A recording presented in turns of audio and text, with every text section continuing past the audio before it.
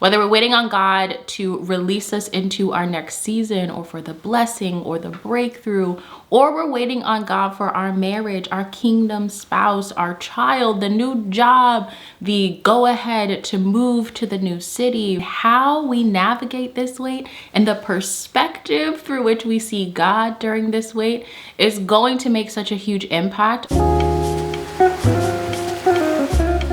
Hello everyone, welcome back or welcome to my channel. My name is Melody and I make faith-based content here on YouTube. I post new videos every single Monday, so if that's something you're interested in, definitely be sure and subscribe. I would love to have you join the family. So in today's video, we are going to be talking about the wait, and specifically we're going to be talking about how to ward off discouragement and remain expectant in God. Expectant for Him to be present with us, expectant for Him to move, and expectant for what it is that He is working in us during this season. Now, I feel like there is no other people in the Bible that know about the wait more than the nation of Israel. And that's why we're going to be looking to Deuteronomy chapter 29 today. Because in some way, shape, or form, all of us are also waiting on God, just like the nation of Israel was waiting on God as they were navigating the wilderness for 40 years. Whether we're waiting on God to release us into our next season, or for the blessing or the breakthrough, or we're waiting on God for our marriage, our kingdom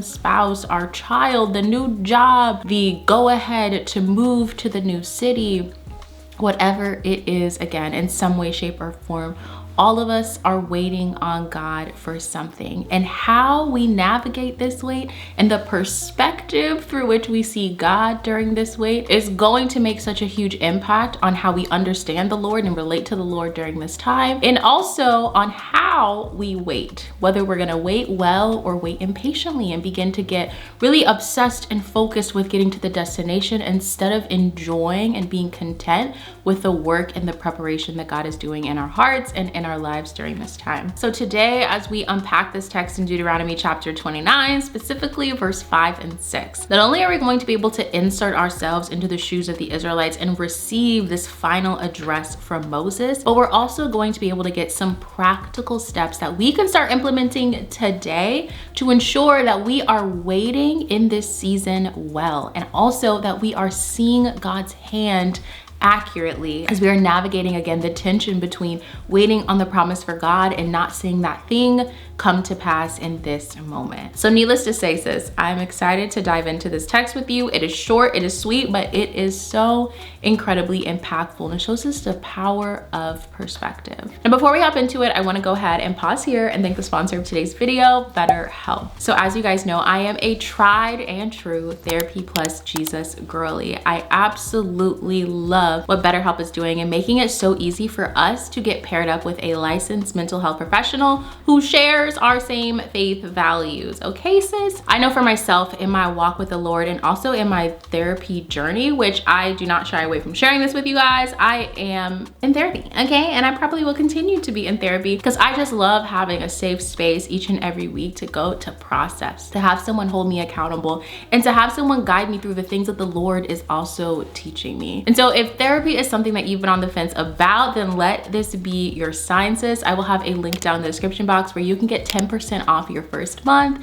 All you have to do is click that link. You'll go through a little questionnaire so you can let BetterHelp know what kind of therapist you're looking for, and that's where you'll check that you want them to be Christian, and then from there they will do the hard work of finding the perfect therapist for you. So again, I will have a link down in the description box so you can get 10% off your first month. Now, with all of that in mind, let's go ahead and dive on into this text. We're first going to talk about some historical context because I think that's necessary so we can properly interpret this text, and then we're going to start pulling out some truths that we can hold into our hearts while we are navigating our own waiting seasons. Let's get into it. All right, sis, so we are going to do a quick little rapid fire of historical context so we can truly understand this text fully. So first and foremost, what we're going to be reading was written by Moses, and this is Moses saying these words to the nation of Israel. Now, the nation of Israel that he is speaking to here is actually the second generation of the nation of Israel, because the original generation, so the generation that saw all the plagues, that were able to walk through the parted Red Sea, the generation that were the first to leave Egypt, most of them have passed away. way. And so the second generation that he's speaking to are the ones that were either babies when they first left Egypt, or they are people who were born into the wilderness. And so they have not seen with their own eyes the parting of the Red Sea, but they also have still experienced some of the miracles of God. So that is a really important piece that we need to know.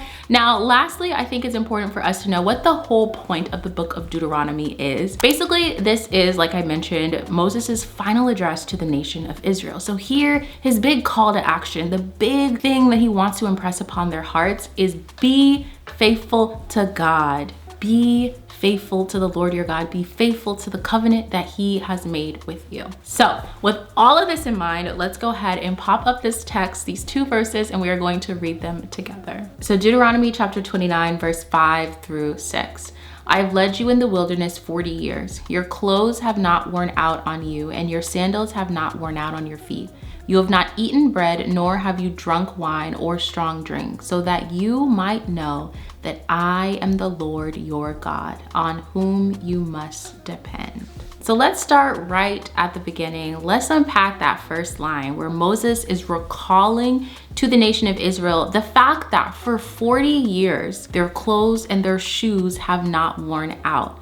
For 40 years, 2 million people were able to get enough food and enough water to survive in the wilderness. That in and of itself is a miracle and a testament to God's faithfulness to them. And I'm sure if we were to pause and zoom out a little bit in our lives, specifically during that waiting season, we also would see some of the miracles that we are overlooking in our own lives. When we start to see the miracle of waking up every day for the miracle that it is, when we start to see the fact that we got to work safely today and see that that is truly the goodness and the faithfulness of God, when we really are able to look back and say, wow, I have food in my pantry. Yes, I gotta make the food and make it for my family, but I still have food in my pantry that God allowed me to have a job so I can cash out that paycheck and go to the store and provide a meal for my family. And you're seeing that for the miracle that it is. That is what's going to change our perspective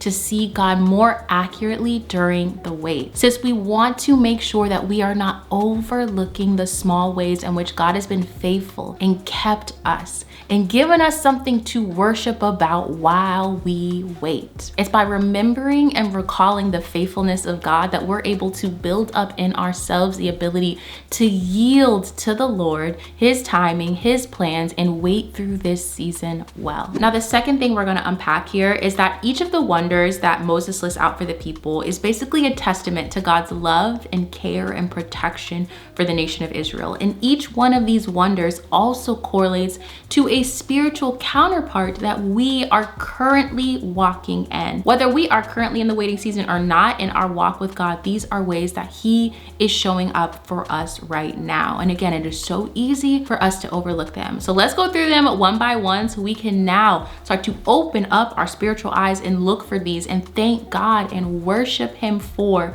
these good, faithful ways that he's showing up for us. So the first thing that Moses lists out is the first thing that we're gonna start with, clothes. The Lord clothed them and kept their clothes for 40 years. And this has the spiritual counterpoint, pointing us to Revelation chapter 3, verse 18, where God in the wilderness of this world has clothed us. So that is the first thing that we need to keep in mind. God has clothed us and prepared us to be in the wilderness, again, that is this current world. Next, it talks about shoes. So now we're gonna go to Ephesians chapter 6, verse 15, and that is where it talks about the full armor of God, and we have shoes for peace. And third on the list, it talks about the sustenance, right? Being given food, being provided bread, because again, God during this time rained down manna from heaven for the Israelites for 40 years. He produced water coming up from a rock, okay? From a rock for 2 million people in the wilderness for 40 years. And in the same way, God has provided for us spiritually bread and also wine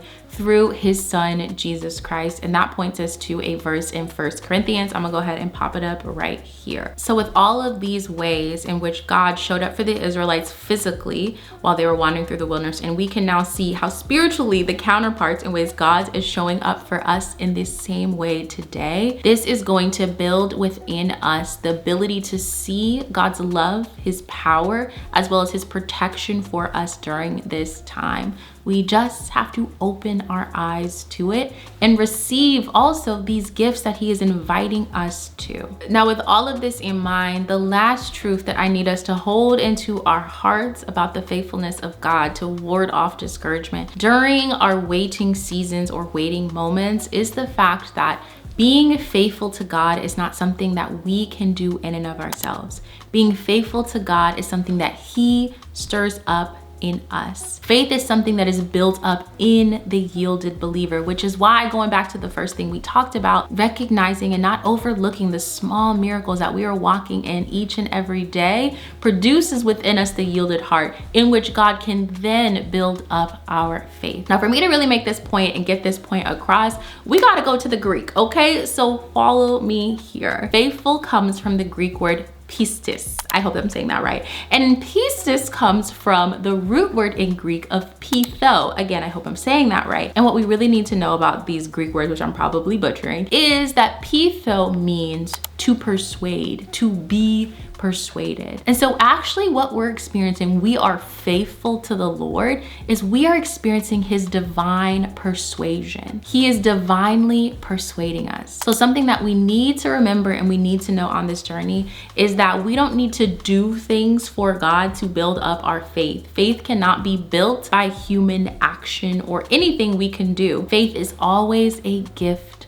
from God. But again, our part is being yielded, okay? The more that we are yielded, the more that God is able to give that yielded believer the faith to love the things that he loves and to like the things that he likes and to hate the things that he hates. And in that sense, be faithful to him. And so that's the last thing. As I was honestly unpacking the breakdown of that word faith, or specifically faithful, it was kind of blowing my mind because I had never been told that. I always thought of faith as something that I need to work towards. I need to be faithful. I need to, have faith in God. But understanding that faith is a gift from God, it takes off this pressure of needing to do things for the Lord. It takes off this pressure of needing to build up this faith myself. And instead, I'm able to truly surrender, right? I'm able to be yielded and allow God to work that up in me. And so I don't know who this is for, but sis, I need you to know that God sees you. As I was praying over this script, I just got this sense that God needs to encourage someone that he sees you and that he needs you to start seeing him. He needs you to start seeing his hand and his faithfulness and the fact that he has not left you. Yes, you are not at the position or the place that you want to be, but sis, he is doing a good work right here, right now. And even if you never get to that next place, he is still a faithful God that is showing up for you each and every day. All right, sis, that is going to be it for me. I hope you enjoyed today's video. If you did, please be sure to give it a thumbs up. One more time, thank you again to BetterHelp for sponsoring today's video. Again, I'll have my link down below where you can get 10% off your first month of therapy with a Christian therapist. Now, with all that being said, it is now, of course, your turn. So in the comments below, I would love to know, what is one small miracle that you are currently walking in right now? Like we mentioned and talked about throughout the video, it can be very easy to overlook the small but incredibly powerful and impactful ways that God shows us his love and his faithfulness each and every day. So let us know down below. I think it's going to be so encouraging for us to be reminded of these small ways, again, that God shows up for us each and every day. So drop your response and take a second and also scroll on through. As always, I love you guys and I will see you in my next video. Peace.